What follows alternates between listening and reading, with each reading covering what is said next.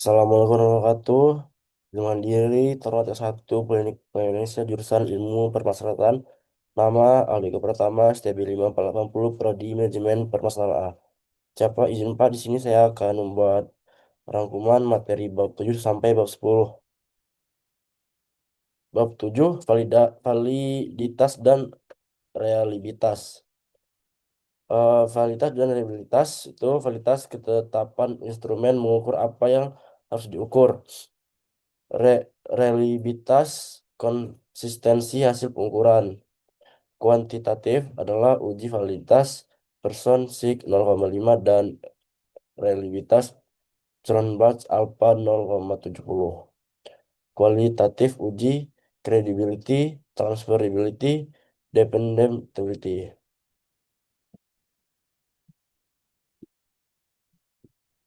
Langkahnya adalah input data, analis, correlate, dan bivariate.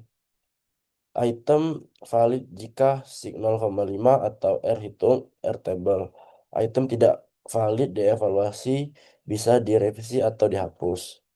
Contohnya seperti ini. Satu, siapkan data yang akan diolah, misalnya seperti tangkap layar berikut. Tutorial uji validitas menggunakan SPSS. Yang kedua, buka SPSS dan lengkapi variabel view sesuai dengan data yang akan diolah. Contoh seperti tangkapan layar berikut. Tiga, salin data yang akan diolah dari Excel. Klik kanan pada sel data view, klik paste. Gulir ke bawah untuk memastikan data yang tidak ada tertinggal atau hilang atau missing. Lihat kolom total IP pada tabel output. Jika nilai SIG 2 toilet 0,05 maka item indikator tersebut valid. Jika nilai person hasil olahan SPSS disebut R hitung lebih besar dari R table. Lihat tabel R produk momen, maka item atau indikator tersebut valid. Ulangi langkah 6 sampai 9 untuk menguji validitas item atau indikator variabel lain yang diteliti. Contoh output uji validitas menggunakan SPSS. Inter- interpretasi hasil uji validitas menunjukkan bahwa seluruh item memiliki nilai sig 0,5 atau memiliki nilai hitung R table 0,361 sehingga semua item dinyatakan valid. Misalnya jika ada yang tidak valid, sebanyak 5 item dari 6 item dinyatakan valid dan satu item misal P5 tidak valid karena nilai sig 0,5 atau nilai R hitung table 0,361. Contohnya seperti ini. Uji reliabilitas SPSS. Langkah analis scale reliability analis. Instrumen reliable jika Cronbach alpha 0,70. Periksa alpha if item valid untuk evaluasi butir. Kemudian tutorial uji reliabilitas menggunakan SPSS. Satu, siapkan data yang akan diolah seperti tangkapan layar berikut. Dua, buka SPSS dan lengkapi variabel view sesuai dengan data yang akan diolah contoh seperti tangkapan tangkapan layar berikut. Tiga, salin data yang akan diolah dari Excel. Empat, klik kanan pada sel data view, paste. Lima, gulir ke bawah untuk memastikan data tidak ada yang tertinggal atau hilang atau missing. Yang keenam, klik menu analis scale reliability analis. Tujuh, masukkan semua item atau indikator selain total P1 sampai P6 saja ke kotak variabel. Lalu 8, klik statistik, centang item, scale, dan scale if item. Delete, lalu klik continue. Yang 9, lalu klik OK. Jika cronback alpha 0,70, maka variabel P dinyatakan reliable. 10, ulangi langkah 6 sampai 9 untuk menguji reliabilitas item atau indikator variabel lainnya yang teliti. Lalu sini bab 8. Uji normalitas.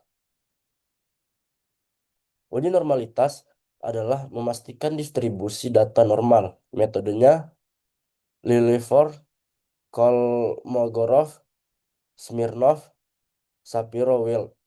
Digunakan sebelum analis statistik dilanjutkan. Uji normalitas uji normalitas menggunakan Lefort. Uji normalitas pengujian data hasil belajar menggunakan uji normalitas Lefort. Satu, merumuskan hipotesis penelitian. Data memiliki distribusi yang normal. Data tidak memiliki distribusi yang normal. Dua, kriteria penguji. Pada output di atas merupakan hasil uji normalitas Lefort dan menggunakan kaligraf, Smirnov, dan Sapir-Whorf. Dari Kolmogorov, Smirnov peneliti hanya perlu membaca nilai signifikan. Diketahui jika signifikan kurang dari 0,05 maka dapat disimpulkan bahwa data data tidak memiliki distribusi normal. Sebaliknya jika data lebih 0,05 maka dapat dikatakan memiliki distribusi normal. Melalui data output di atas diketahui nilai signifikasi untuk hasil belajar sebesar 0,20 maka dapat disimpulkan data hasil belajar memiliki distribusi yang normal. 4. Membuat kesimpulan diketahui dari data output uji normalitas dan data hasil belajar signifikasi adalah 0,05 maka dapat disimpulkan bahwa H0 diterima dan data hasil belajar memiliki distribusi yang normal. Lalu pengujian data hasil belajar menggunakan uji normalitas Kolmogorov Smirnov. Satu, merumuskan hipotesis penelitian. Data memiliki distribusi normal. Data tidak memiliki distribusi normal. Dua, kriteria jika signifikan 0,05 maka HO diterima. Jika signifikasi kurang dari 0,05 maka HO ditolak. Membuat kesimpulannya, diketahui dari data output uji normalitas hasil belajar signifikan asumsi adalah 0,852. Maka disimpulkan bahwa HO diterima dan data dari hasil belajar memiliki distribusi normal. Uji linearitas. Uji linearitas memastikan hubungan X sampai Y berbentuk garis lurus. Syarat dilakukan sebelum regresi linear dilihat melalui ANOVA atau grafik scatter plot.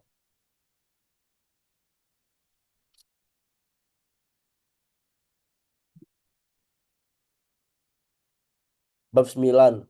Regresi dan korelasi berganda. Regresi berganda, hubungan beberapa X terhadap Y. Korelasi berganda, kekuatan hubungan banyak variabel digunakan untuk memprediksi dan menganalisis pengaruh variabel bebas.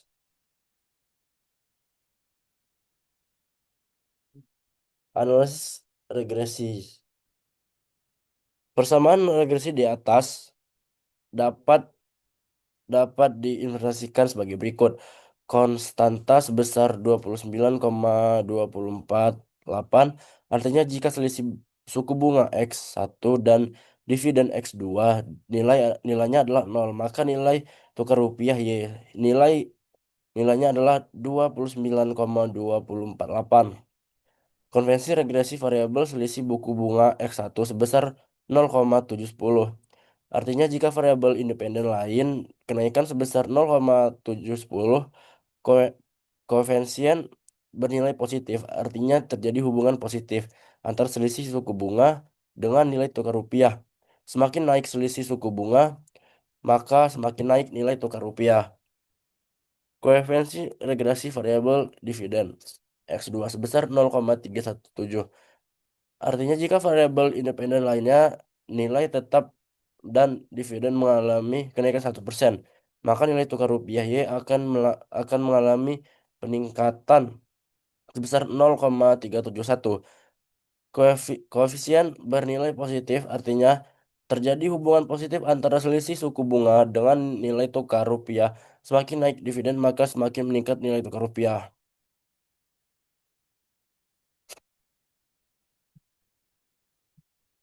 Regresi dan korelasi berganda.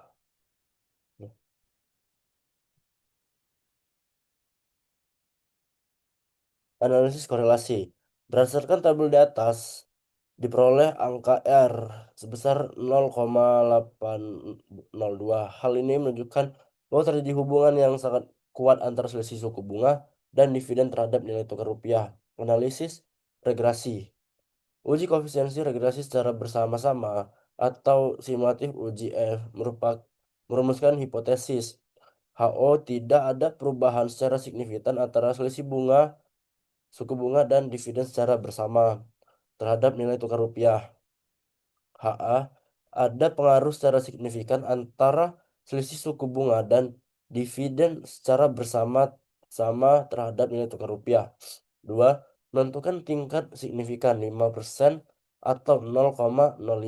Menentukan F hitung dan F table.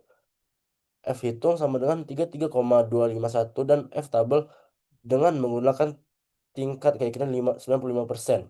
Sebenarnya 5% DF1 atau jumlah variabel 1 sama dengan 2 dan DF2 dalam kurung NK1 atau 40 min 2 min 1 sama dengan 37. N adalah jumlah kasus dan K adalah jumlah variabel independen. Hasil diperoleh untuk F table 3,25.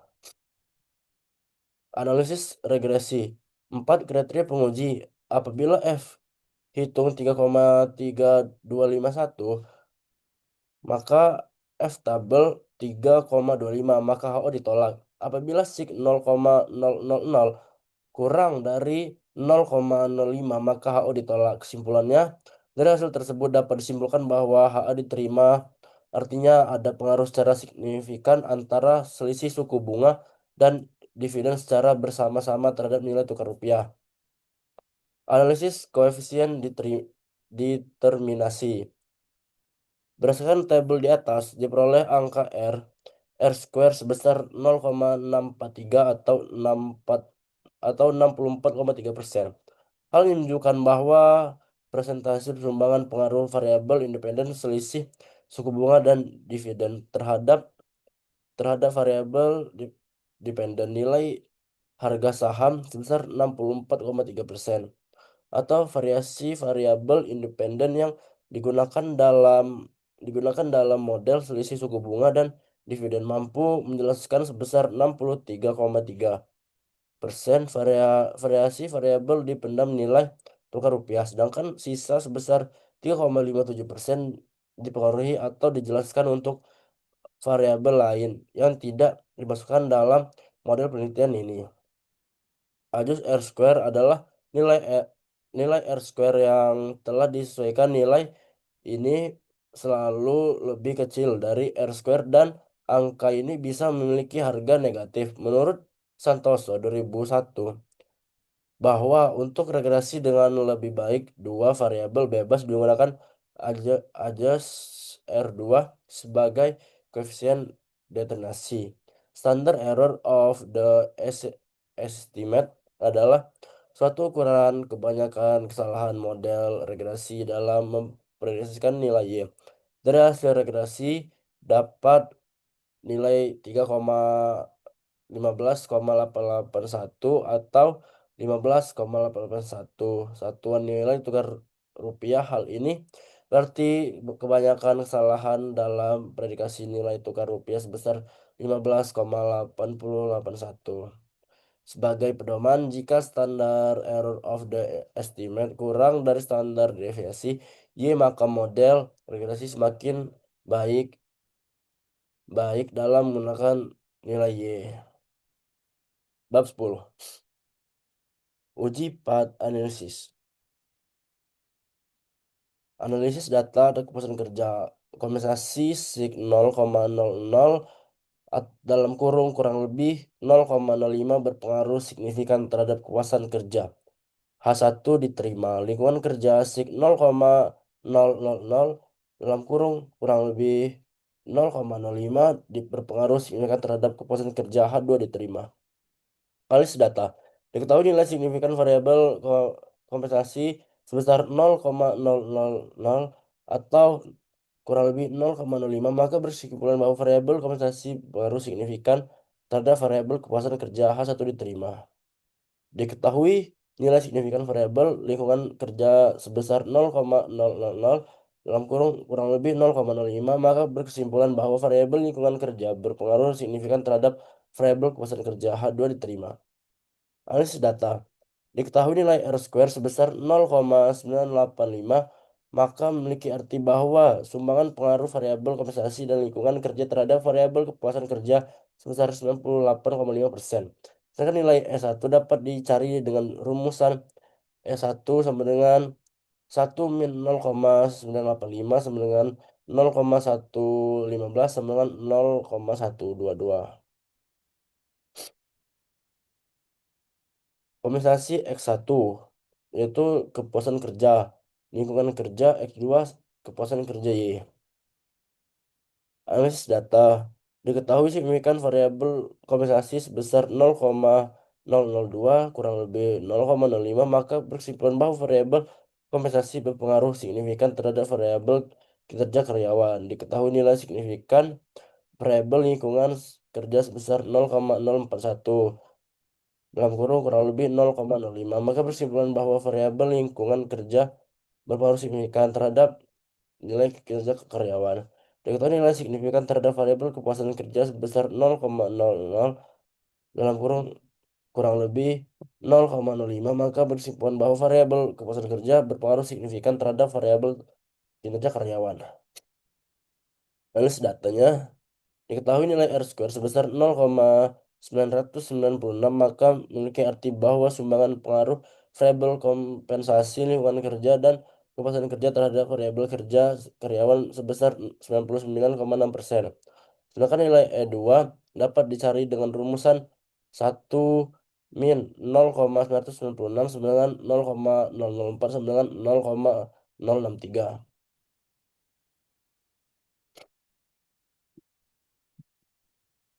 Analisis data kinerja karyawan. Kompensasi sig 0,002 kurang lebih 0,05 berpengaruh signifikan terhadap kinerja karyawan. Lingkungan kerja sig sama dengan 0,041 dalam kurung kurang kurang dari 0,05 berpengaruh signifikasi terhadap kinerja karyawan. Kepuasan kerja sig 0,000 dalam kurung kurang dari 0,05 berpengaruh signifikan terhadap kinerja karyawan. Analisis jalur pengaruh kompensasi. Pengaruh langsung kompensasi hingga kinerja 0,245. Pengaruh tidak langsung kompensasi kepuasan kerja kinerja sama dengan 0,735 dikali 0,671 sama dengan 0,493. Pengaruh tidak langsung lebih besar sehingga kompensasi melalui kepuasan kerja signifikan. Kesimpulan H3 diterima.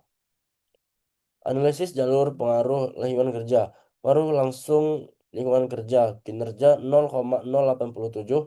Pengaruh tidak langsung lingkungan kerja atau kepuasan kerja kinerja 0,268 dikali 0,671 sama dengan 0,180. Pengaruh tidak langsung lebih besar lingkungan kinerja kerja melalui kepuasan kerja signifikan. Kesimpulan H4 diterima. Sekian presentasi dari bab 7 sampai bab 10 dari saya. Saya akhiri. Wassalamualaikum warahmatullahi wabarakatuh.